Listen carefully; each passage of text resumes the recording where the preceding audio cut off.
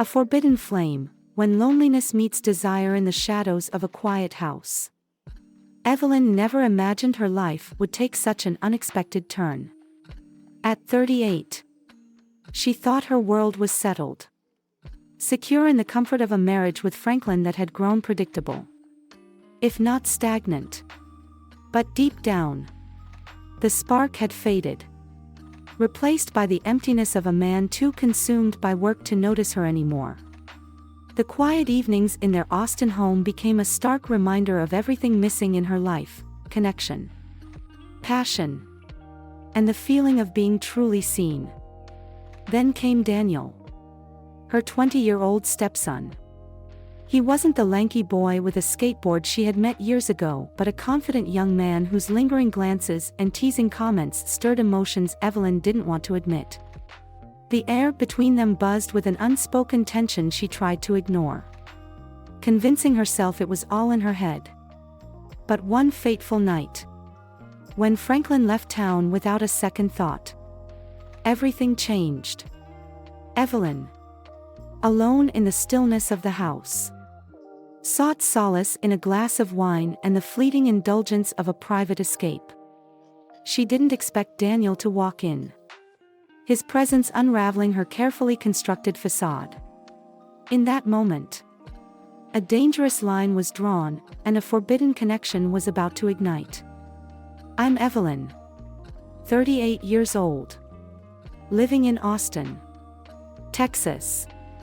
I've been married to Franklin for 8 years.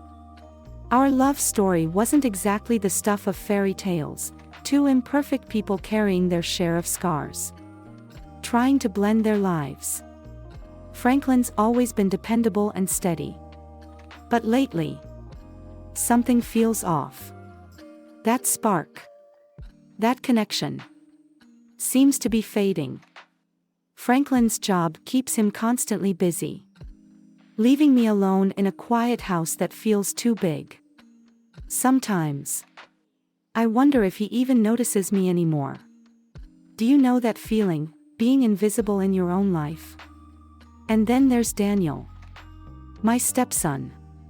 He's 20 now, full of youthful confidence. When I first met him, he was a gangly teenager with a skateboard glued to his feet. Now, he's grown into a man who notices things about me that Franklin seems to have forgotten. It started with lingering glances and teasing smiles. You look amazing in that dress, Evelyn, he'd say, his tone playful but layered. Or those accidental touches that felt anything but innocent. I tried to ignore it, telling myself it was nothing. But loneliness makes you crave attention, even the wrong kind. Franklin didn't notice the tension growing in our house. Maybe that's why it was so easy for Daniel and me to slip into this strange, unspoken dynamic. We weren't crossing lines. Not yet. But the line was there, razor thin, waiting to be broken. One night, Franklin called, saying he had to leave for a last-minute meeting. It'll just be a few days, he said. I barely reacted. After he left, I poured a glass of wine and retreated to my bedroom, determined to feel like myself again. I lit a candle, its soft glow filling the room, and slipped into something silky and delicate, the kind of thing Franklin used to notice but hadn't in years. I stood before the mirror, reclaiming a glimpse of the woman I used to be. Then came a knock at the door. It was Daniel, his expression hesitant. I heard you moving around and thought I'd check if you were okay, he said softly. And in that moment, everything hung in the balance, a fragile, dangerous precipice where one step could change everything. But before I tell you what happened next, let me ask you this: when was the last time someone looked at you like you were the only thing in their world? Because that's where this story truly begins. Do you know that little luxury you save for yourself? The one you hope might rekindle something within, only to realize it's about reclaiming your own space. That evening, I allowed myself the indulgence. The bed felt soft. The laptop warm on the pillows. My fingers hesitated before I pulled up a movie, a private escape I hadn't granted myself in too long. The scenes were magnetic, each one pulling me deeper. My body responded, a warmth spreading within me. For once, I wasn't a wife, stepmother, or anything else. I was just Evelyn. No chores. No obligations. Just this stolen moment. The door was ajar. But I hadn't thought much of it. Daniel had said he'd be out late with a friend. And the house was silent except for me. Then came the sound, a soft creak. My heart skipped but calmed. Floors creak, houses settle. But when the sound came again, closer this time, my pulse quickened. Evelyn. The voice startled me. And I almost dropped the laptop. It was Daniel. Daniel. What are you doing here? My voice shook with surprise. Plans changed, he said, stepping into the doorway. Didn't mean to scare you. I scrambled to pull the covers closer. My cheeks flushed. His gaze dropped briefly to the laptop. Then back to me. I didn't mean to interrupt, he added. His tone calm. Deliberate. I thought I was alone. I stammered. I was just watching a movie. Doesn't look like the kind of movie Franklin watches with you, he said with a faint, knowing smile. The air grew thick. The moment charged with an intensity one couldn't place. He didn't leave. Didn't close the door. Instead, he lingered in the doorway. His presence unmistakable. Did you need something? I asked, trying to steady my voice. I just wanted to make sure you were okay, he said softly. His gaze unwavering. You seemed distracted. The word hung in the air, heavy and unspoken. My heart pounded as his eyes stayed on me, as if he saw through my fragile calm, unraveling me with quiet precision. The words hung heavily between us, laden with unspoken truths. For a moment, neither of us moved. My barriers were crumbling, and the emotions I'd buried, loneliness, frustration, longing, rushed to the surface. Raw and undeniable. Daniel stepped closer, the soft scuff of his shoes breaking the silence. My breath caught, and the room seemed to shrink under his commanding presence. Evelyn, he said softly, his voice steady but filled with concern. Are you sure you're okay? The question wasn't simple, it carried a weight that made my chest tighten. He wasn't asking about tonight, he was asking about everything. Franklin's absence. The growing tension between us. I nodded. But my silence betrayed me. Daniel's eyes searched mine. Intense and unwavering. Maybe Franklin doesn't see it, he said. But I do. His words hit me like a wave, shaking the fragile truths I'd been holding on to. Daniel. You can't, I began. But he interrupted gently. I do, he said again. With quiet certainty. The air between us felt charged. Every second stretching endlessly. My mind raced, desperate to cling to logic, to remind myself why this was wrong. But my body betrayed me. The heat from before surging back. Stronger. Fiercer. Daniel didn't move closer. But he didn't step back either. He waited. The tension between us crackling like a live wire. I stood on the edge of an emotional cliff, caught between what I wanted and what I knew I couldn't have. What would you have done? Because I'll tell you this, that night, Everything changed. The next morning was suffocatingly awkward. I woke earlier than usual, hoping to avoid him. But every sound seemed louder in the oppressive stillness: the clink of my coffee cup, the shuffle of my slippers. And Daniel. Was he avoiding me? Or was it just my imagination?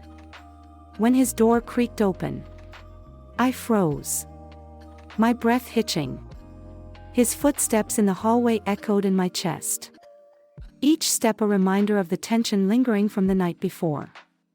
He passed me without a word, no good morning, no light-hearted banter. Just a stiff nod. His eyes fixed somewhere beyond me. But his tight jaw and tense shoulders betrayed the storm he was trying to contain. The rest of the day was a blur.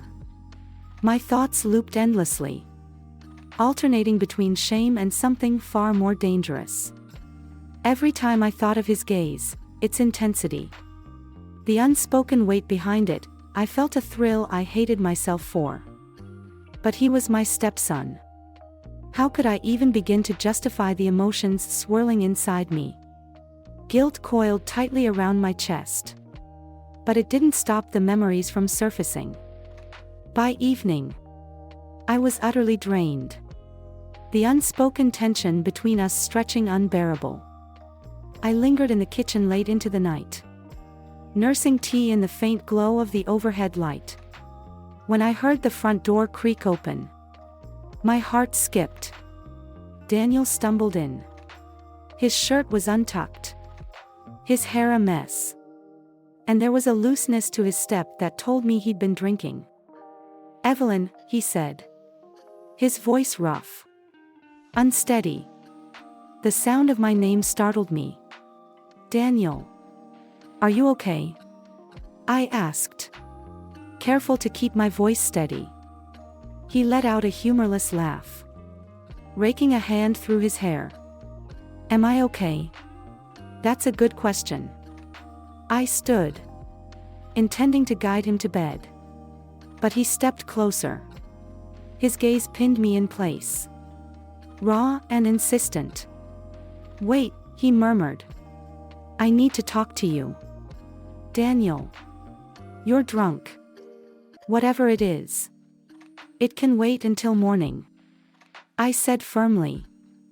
"No," he replied, his voice soft but resolute. "It can't." Something in his tone made me pause. "I've been thinking about last night," he began, each word heavy with meaning. "I can't stop thinking about it." "Daniel, No, let me finish," he said, his voice trembling slightly. "You need to hear this." The weight of his words hung in the air. My pulse quickened, the fragile quiet between us brimming with unspoken truths I wasn't sure I was ready to face. I felt my heart hammering in my chest as he continued, his voice low and hesitant. "I didn't mean to walk in on you," he said, his eyes locking onto mine. "But when I did..." He hesitated, running a hand through his hair. It stirred something in me, something I didn't expect. "Daniel, I began, my voice faltering, a whisper against his confession. My hands trembled as I searched for words to end this before it spiraled further. "We shouldn't." "Don't," he interrupted firmly. "Don't pretend you didn't feel it too." I froze, his words daring me to deny a truth I feared to face. "I'm not a kid, Evelyn," he said, his voice softening. "I'm not just your stepson. I'm a man. And last night, it made me see you differently. I've been seeing you differently for a while now." His confession sent a shiver through me. I wanted to run, but my feet felt rooted to the spot. "This isn't right," I managed, my voice trembling. "Maybe not," he admitted, his eyes steady on mine. "But it's real." The air between us crackled with tension, a magnetic pull I couldn't ignore. Daniel. We can't.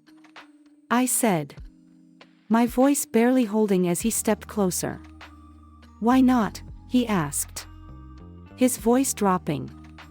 Tell me you don't feel it too. I opened my mouth to protest. But the words wouldn't come. The truth was, I did feel it. His gaze. His vulnerability, it stirred something in me I didn't want to admit. Daniel. Please. I said. My voice cracking. This isn't.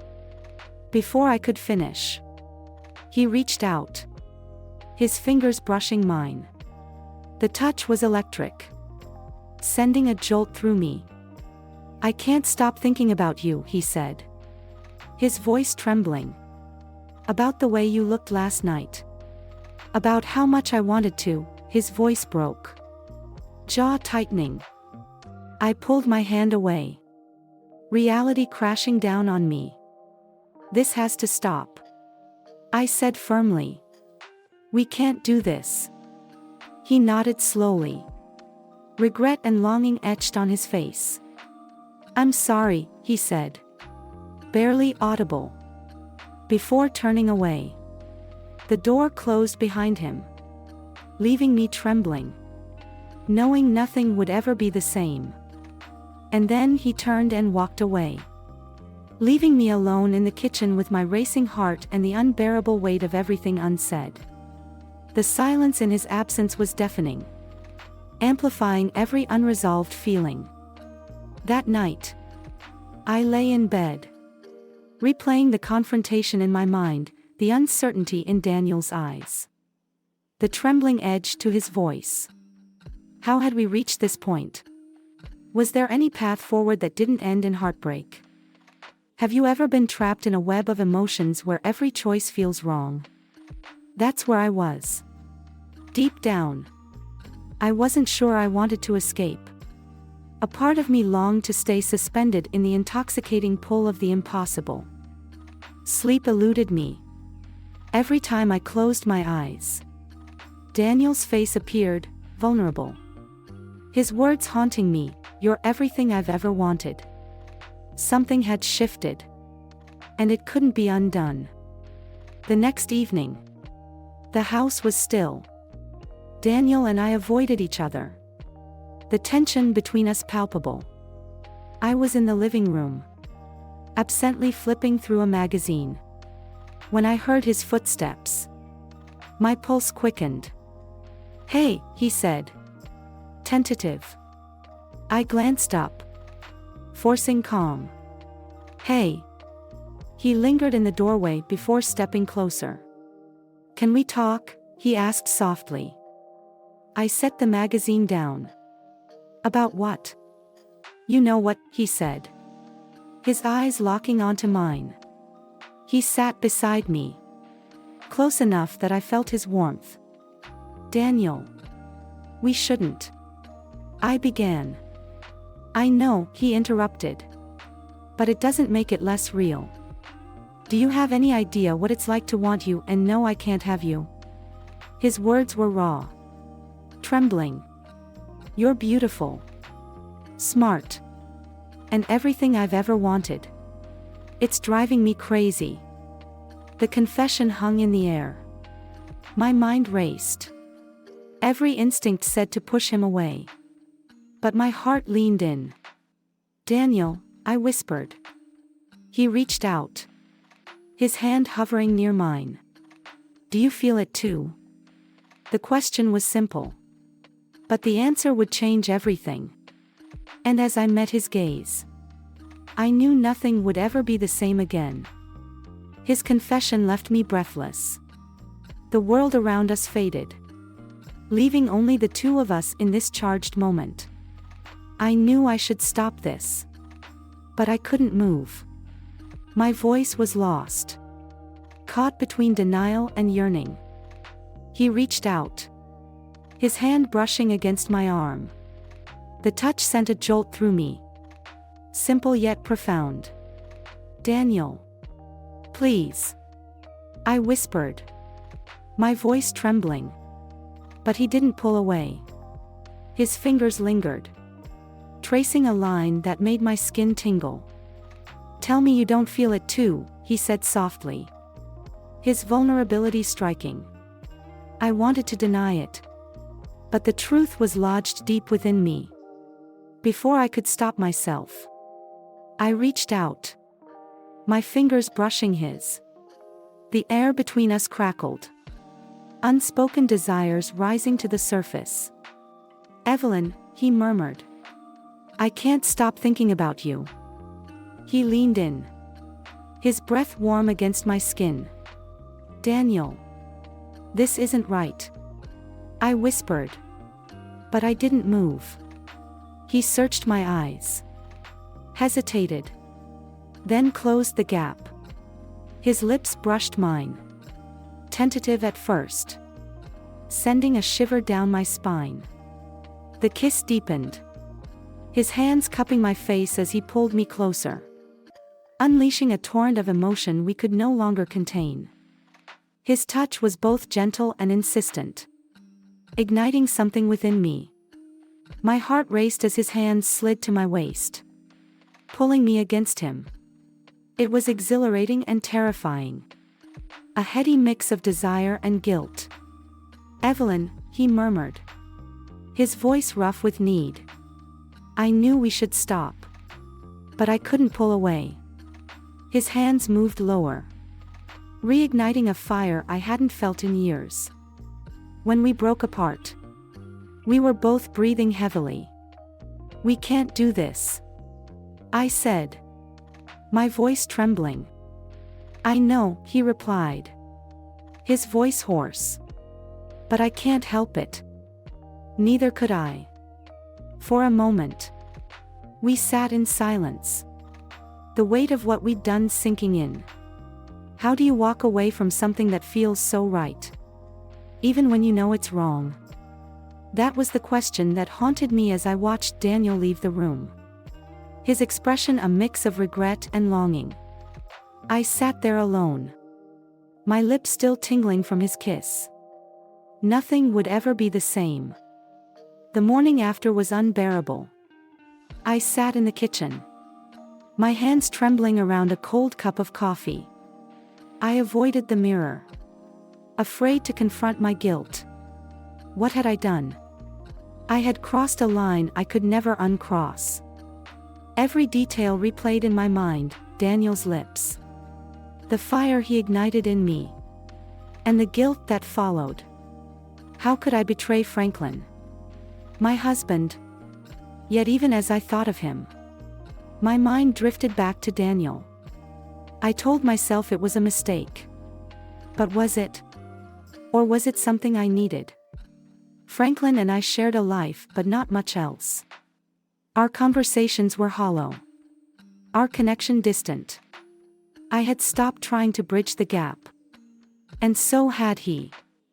Daniel's attention filled a void I hadn't acknowledged, but at a cost. Daniel avoided me the rest of the day. That evening, he came downstairs with a duffel bag. "I need to get out of here for a while," he said. "Daniel." "Wait," I said, standing. "I need time to think," he interrupted, avoiding my eyes. It's too much." I wanted to stop him but couldn't. He walked out, leaving me alone in the silence. A week later, Franklin returned, cheerful and oblivious. He kissed my cheek absently and asked about the house and bills.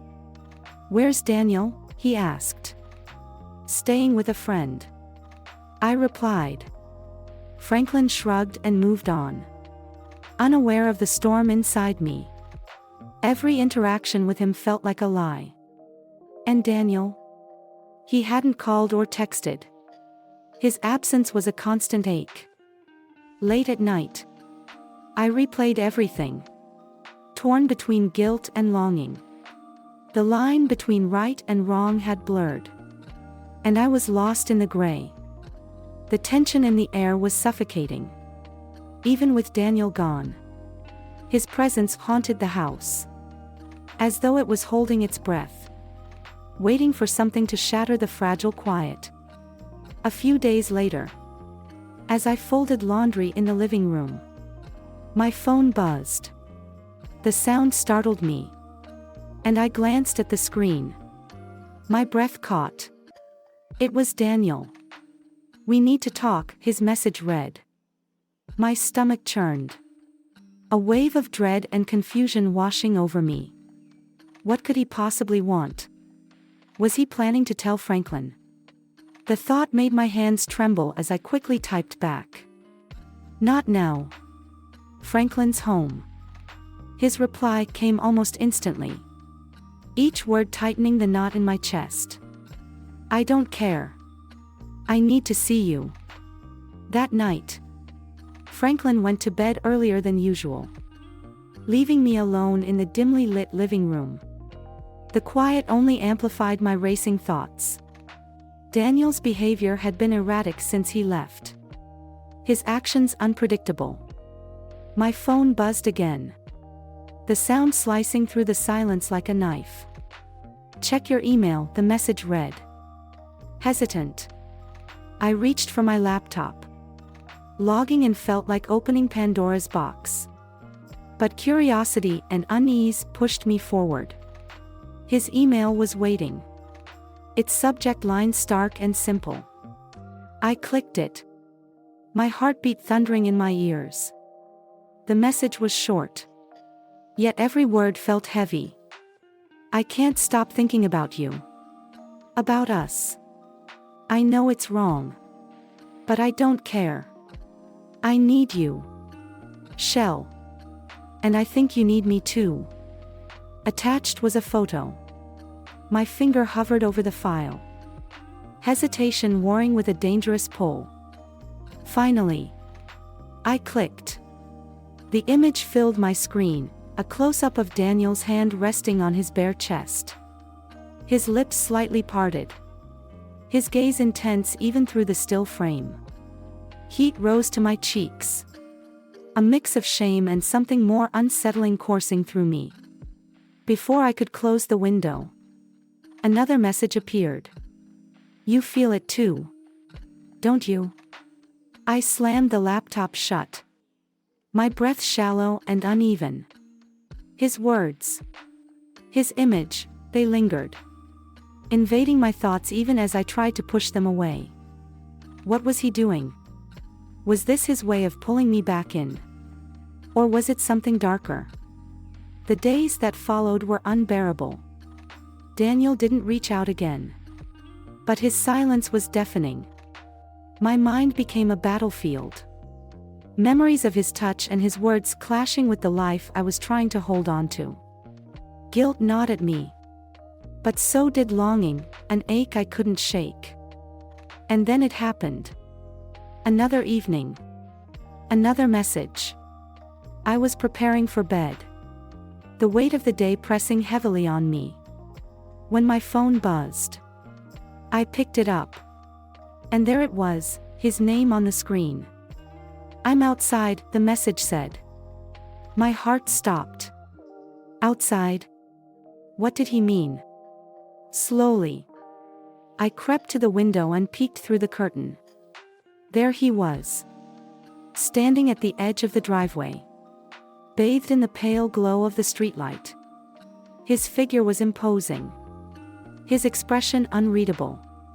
Yet something about his presence felt magnetic. My phone buzzed again, and I tore my gaze away to read the message. "Come out. Just for a minute. Please." I stood frozen by the door, torn between the pull of his words and the reality of my life.